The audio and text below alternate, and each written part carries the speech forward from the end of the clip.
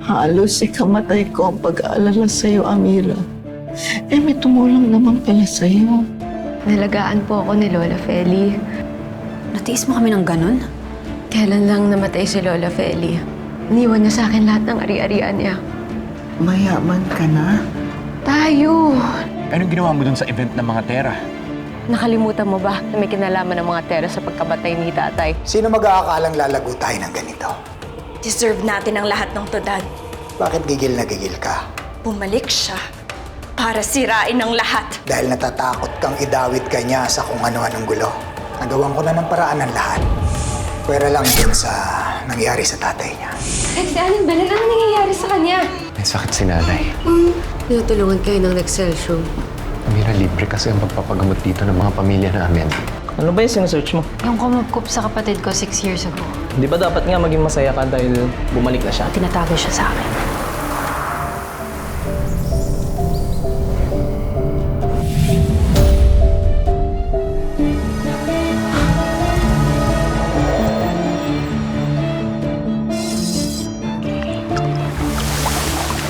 Maria Makiling, tulungan mo ko.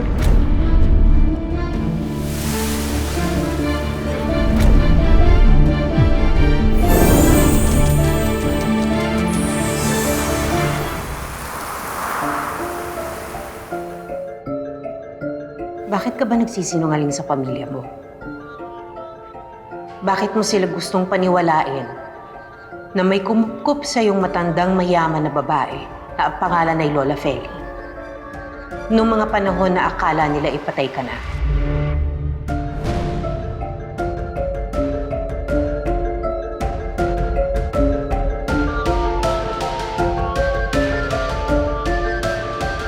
Dahil ayoko malaman nila ang totoong pinagdaanan ko.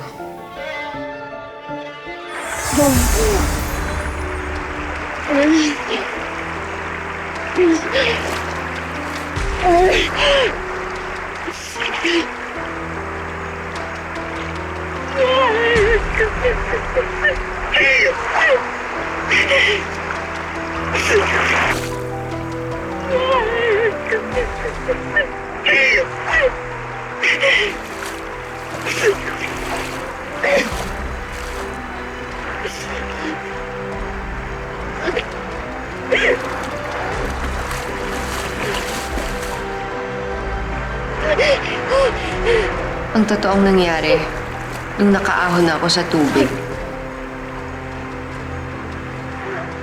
hindi ako kinupkop ng isang Lola Feli.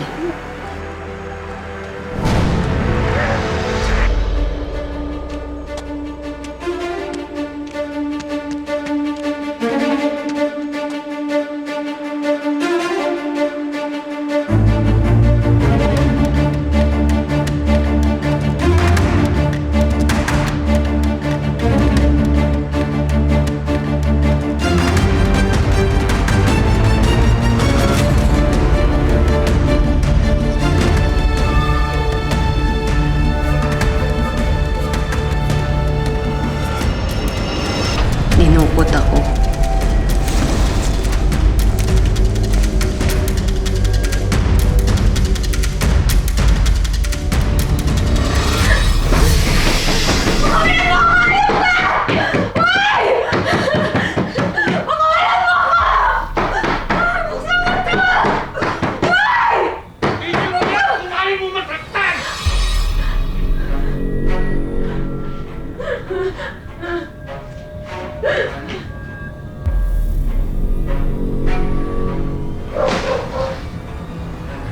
Ayan.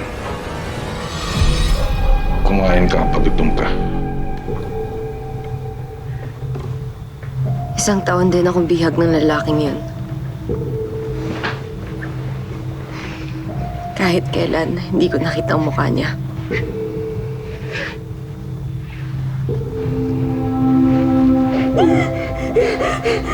Hindi lang niya ako binihag.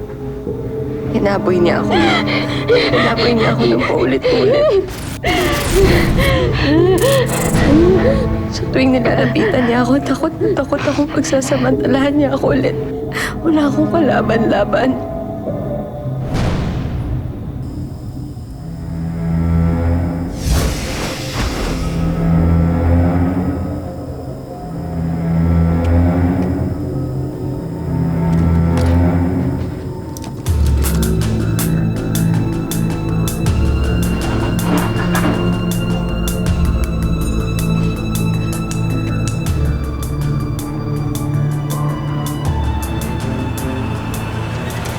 Sinubukan kong tumakas, pero nahuli niya ako.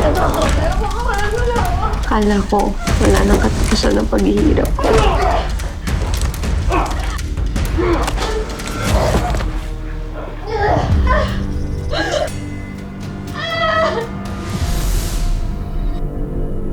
Mabuti na lang at nailigtas mo ako.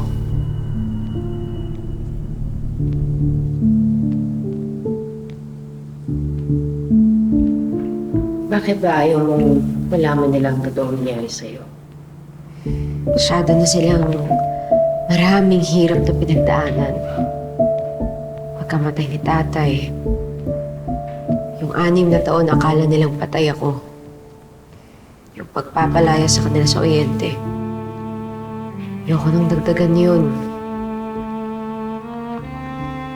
Mas gusto ko na hindi ko na ipaalam sa kanila ang lahat ng plano ko.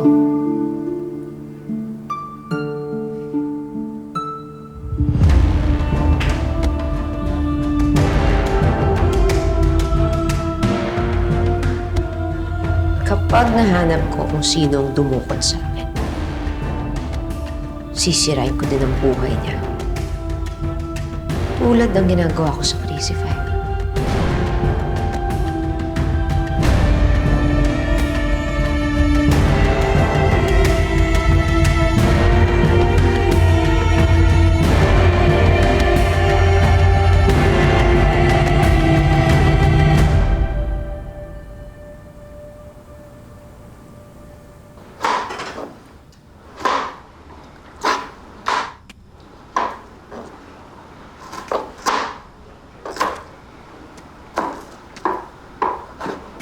Uy. Ba't salubong na naman yung kilay mo? Dahil sa trabaho ba yan?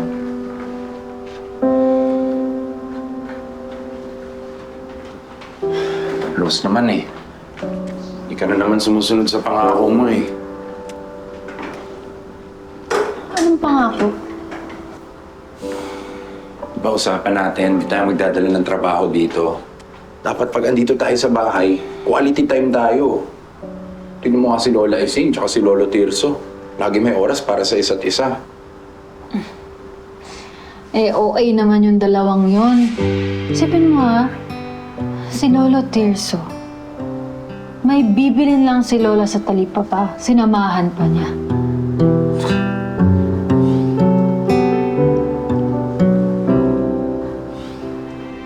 Ano pagtanda natin, ganun pa din tayo, no? Gaano ka sweet? Tayo ka dyan. Pakita ko sa'yo. Ay.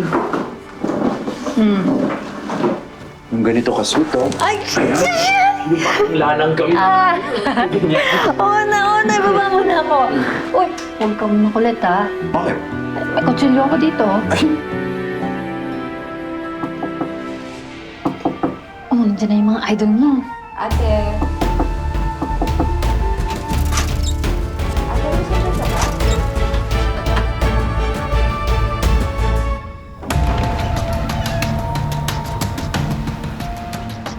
Amira? Oh.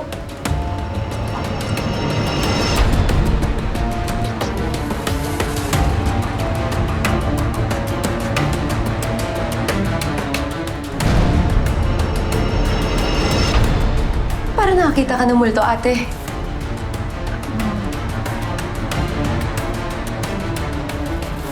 Ano titignan mo dyan? May tindago ka bang jowa? Pakilala mo naman sa akin, ate. Ha? Wala, hindi ito. Ito yung bawang nahulog. Kunin ko lang. Talaga. Sensya ka na. Napadaan kasi ako. Gusto ko sanang dalawan si Lola Ising. Wala sila eh. Umalis sila pero hindi nila sinabi sa akin kung anong oras sila babalik. Oh, paano yan? Magluto ka. Sayang yan, no? Hindi, ganito talaga kami dito. Yung mga niluluto namin pang hanggang bukas. Pero kung gusto mo, dito ka na kumain. Hindi na. Masabi na lang kala Lola na dumaan ako, ah. Sige, sige.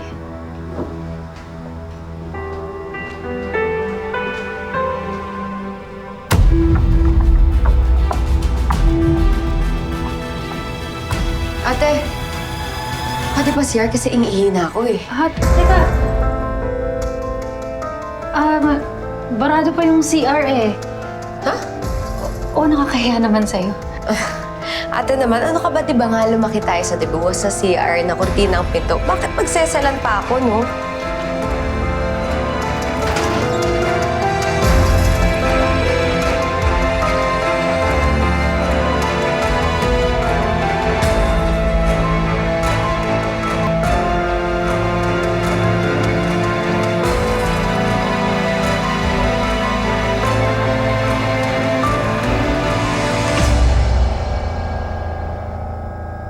Ate, ito ba yung mga gawa ni Lola Ising? Oo, yan. Pwede ba ako humingi? Sige, kumuha ka lang dyan ng kailangan mo. Damihan mo. Gusto ko kasi ihalo sa produkto namin.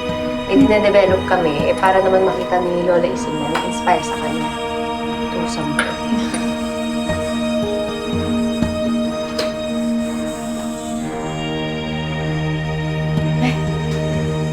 Alis na ako, ate. Matatraffic na ako eh. Pasabi na lang kay Lola Ising nga namaan ako ah. Sige. Ingat ka ha, ingat.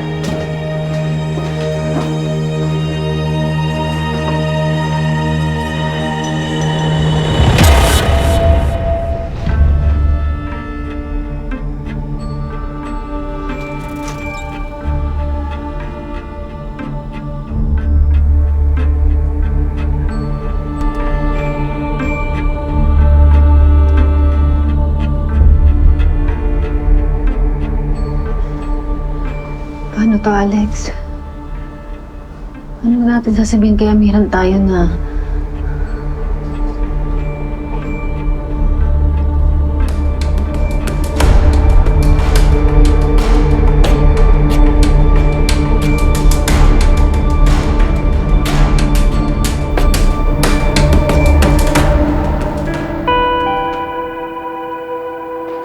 Hindi pa rin ba nagbabago ang isip mo? Pagkatapos ng lahat ng nangyari, plano mo pa rin patirahin dito ang pamilya mo?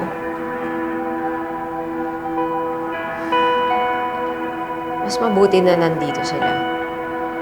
Mas mapoprotektahan ko sila dito.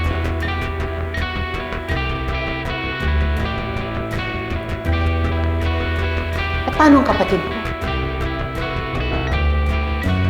Pag tumira na kayo sa ilalim ng iisang bubong, hindi ba mas malakas ang tsansa na magkaroon siya ng dahilan para pagdudahan ka? Parehas ang gusto namin.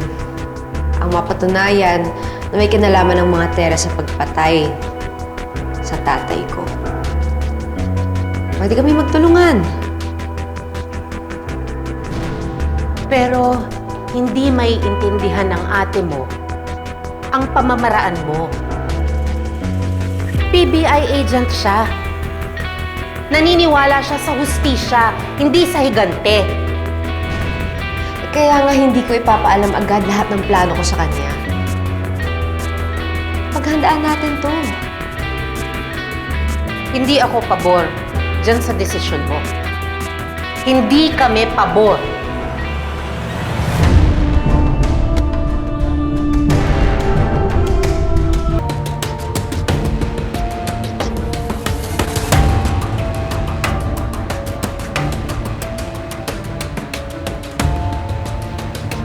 Kung sakaling magiging hadlang nga si ate sa paghiganti ko.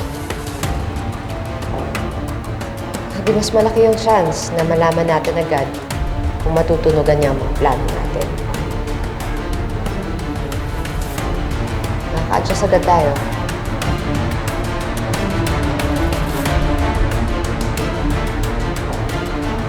Sabi mo, nakapaghanda ka na tungkol kay Lola Feli kapag may nagtanong.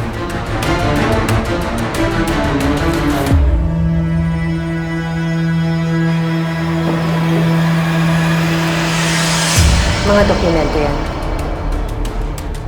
Ipapadala ko din sa phone mo ang pictures nyo ni Trinidad para magmukha talagang may inaalagaan kang isang Lola Feli.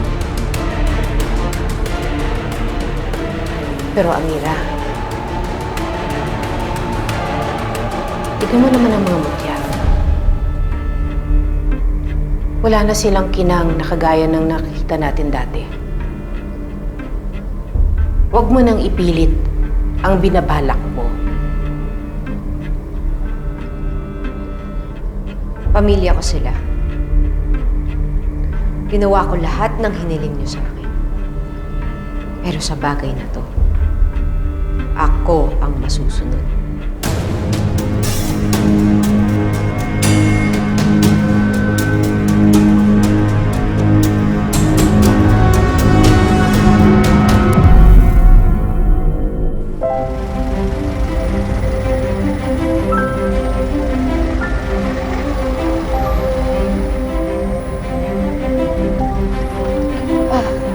Dahan-dahan po lang.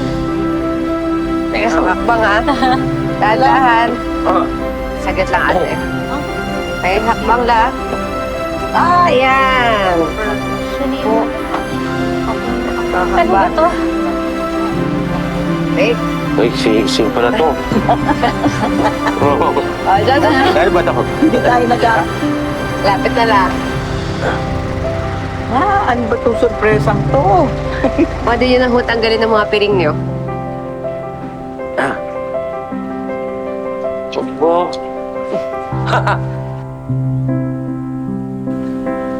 Amira, ang ganda dito ah. Dito ba kami magbabakasyon? Ha? Dito po tayo titira lahat. Yun ay kung okay lang po sa inyong lahat. Dito?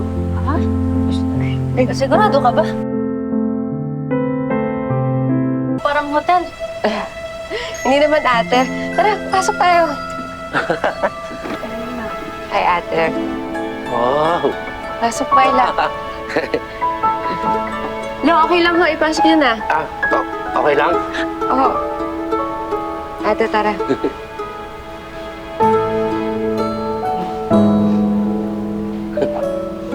Nagkaupo po tayo.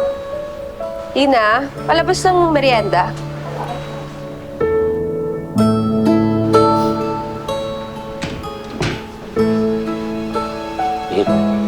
Ganda talaga dito, Mira.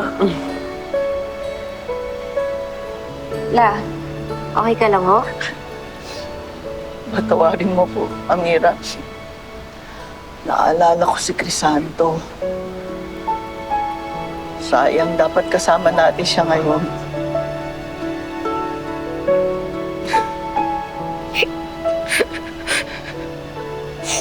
La, sama ho natin siya.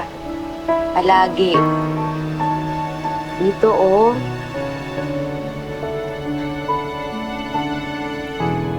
Pinangako ko ho sa kanya na bibigyan ko kayo ng bahay at lupa. Aray, ano ba yan? Nay, Ay, huwag yun na ho, tignan yan. Iba ito? Atin yan, tay. Syempre, tapos na ako ng high school. Wala na po akong nagagastusan. Kaya, nag-ipon ho ako para sa lupa at bahay natin. Mahirap din po kasi ng umuupa. Sana, nakangiti siya ngayon sa langit dahil natupad na yung pangako ko. La, wala na hong magpapalaya sa atin. Ate, wala nang mananakit sa atin. Sisiguraduhin ko yan.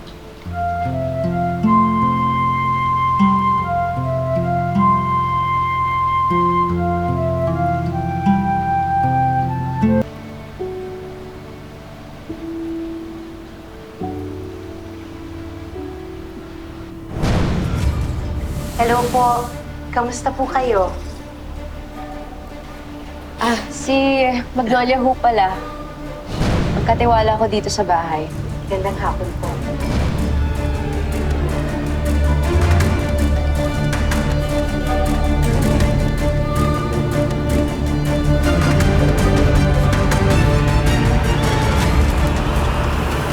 Sayang lang, di namin nakilala si Lola Feli. Baka pwede naman natin siyang bisitahin. Saan ba siya nakalibing? Sa Canada. May picture ka ba ni Lola Feli? Patingin naman. Ate naman, kung makapagtanong ka, para naman akong kriminal. Akala ko ba gusto mo ng tahimik na buhay? Bakit mo kinakalaban yung kumpanya ng mga pera? Mutyari ng gamit nila sa produkto nila. Alam mo bang isa-isa nang nagpupulat ang malalaki nating investors? What? Kumilos ka dahil lilipat na daw sila sa iba. Saan naman sila lilipat? Sa Mutyang Maria. I can't believe na na-outsmart kayo ng Amira na yun. Bakit kaya hindi ikaw ang umisip ng paraan? Hindi lamang ang pagpatay kay Amira ang posibleng solusyon. Oops! Ang susubukan! Hindi mo alam kung anong kaya kong gawin, ha? Tama nga ang sabi nila, no? Bilog ang mundo. Kung dati kaya nila akong api-apihin. Pero ngayon, kaya ko nang kunin ang lahat ng pinaghirapan ni Portia. Ang pagiging CEO niya, ang kumpanya nila. Tignan lang natin kung hindi siya mabaliw. Nag-aalala lang ako nung bumalik na si Amira. Hindi mawala sa isip ko na pwede kayong bumalik sa dati. Nakita ko si Magnolia. Kausap niya ang babaeng to sa labas ng gate. Ano ba kasing gusto mong marinig sa akin, ate? Yung totoo! Sabihin mo sa akin yung totoo. Ano ba talaga nangyari sa'yo matapos kang mahulog sa bangin? Ma'am, nakita ko na po yung target. Hindi ko kailangan ng update. Gawin mo na yun ang pag-usapan natin. Amira! Ay! Diyos ko po!